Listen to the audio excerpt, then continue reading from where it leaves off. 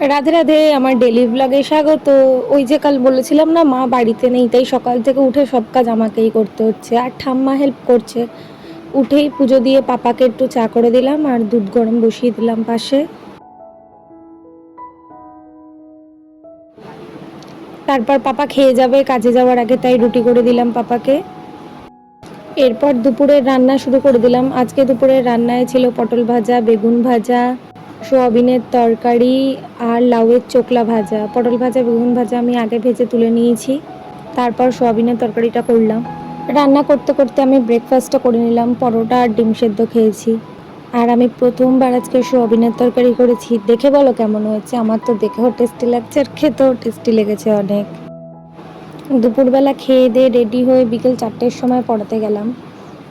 আমার পড়ানোগুলো চালু হয়ে গেছে, আর এই রোদের মধ্যে বেরোতে যে কী কষ্ট, তার মধ্যেই মাথা যন্ত্রণা, কিন্তু কি করব, পড়াতে তো যেতে হবেই। বাইরে রোদের তাপটা একবার দেখো। ব্যাস পড়িয়ে বাড়ি চলে এলাম, সন্ধ্যের টুকটাক কাজকর্ম করে নিলাম। এভাবেই দিনটা শেষ হলো। দেখা হচ্ছে পরের একটি ব্লগে।